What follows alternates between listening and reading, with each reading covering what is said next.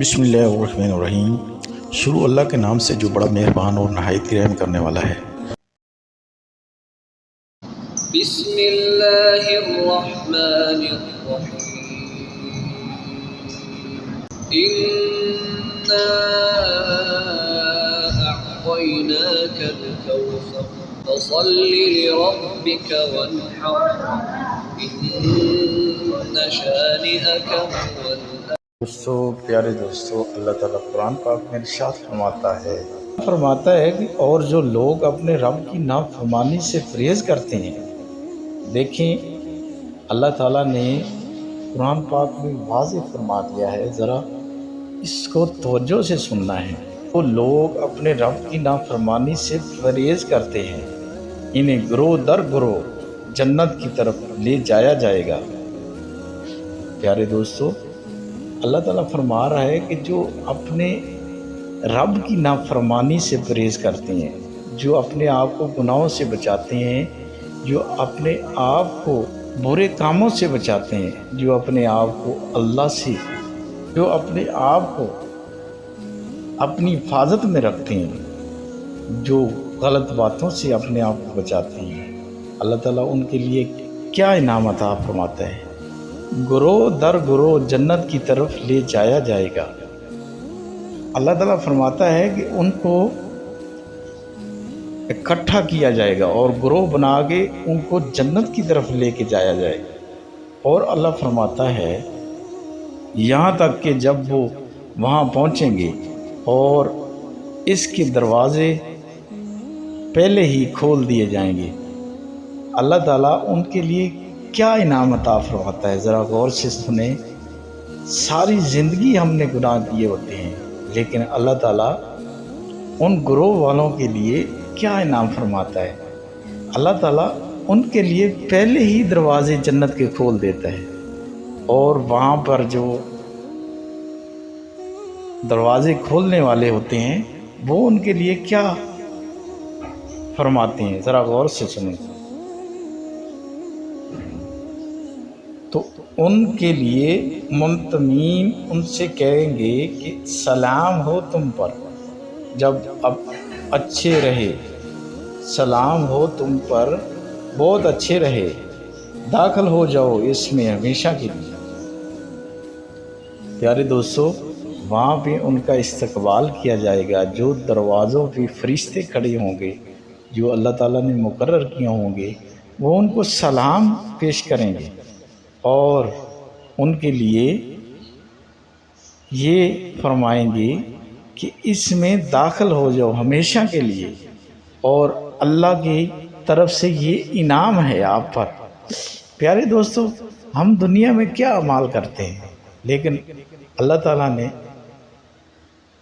نیکوں کے لیے اتنی اچھی اچھی عطائیں فرمائی ہیں، تو یہ قرآن پاک میں ہمیں اللہ تعالیٰ نے سمجھا دیا ہے۔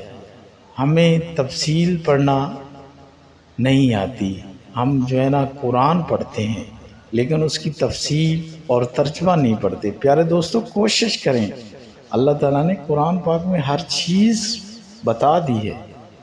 اللہ تعالیٰ آپ پر رحم فرمائے اور ہمیں نیک کام کرنے کی توفیق عطا فرمائے، اور نیک بات دوسروں تک شیئر کرنا یہ بھی ایک صدقہ جاریہ ہے۔ کوشش کریں کہ اس نیک بات کو دوسروں تک شیئر کریں اور اللہ کے ہاں اجر حاصل کریں۔ پیارے دوستو، اللہ تعالیٰ قرآن پاک میں ارشاد فرماتا ہے، ذرا توجہ فرمائیں، اور ہمارے لیے یہ بہت پیاری دعا ہے۔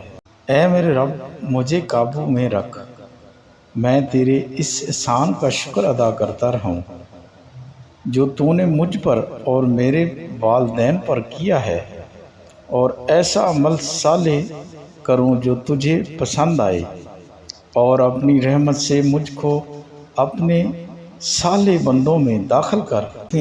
اللہ تعالیٰ کتنی فضیلت والی دعا ہمارے لیے قرآن پاک میں ارشاد فرمائی ہے۔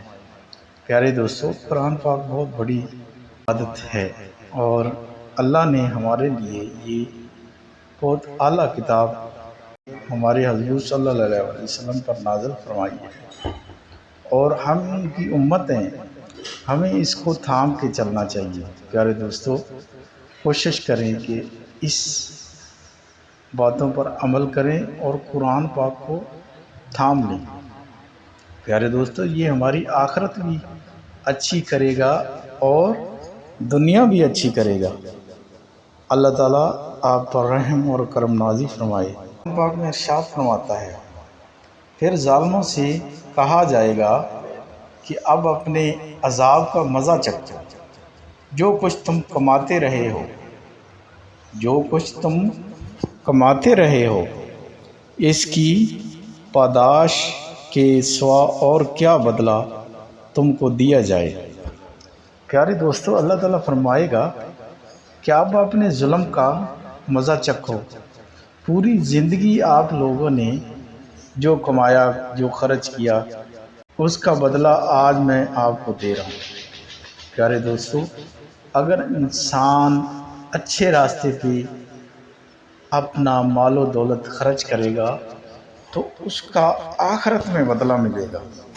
اگر ہم اپنی مال و دولت کو برے راستے پہ خرچ کریں گے تو اس کا صلہ کچھ نہیں ملے گا۔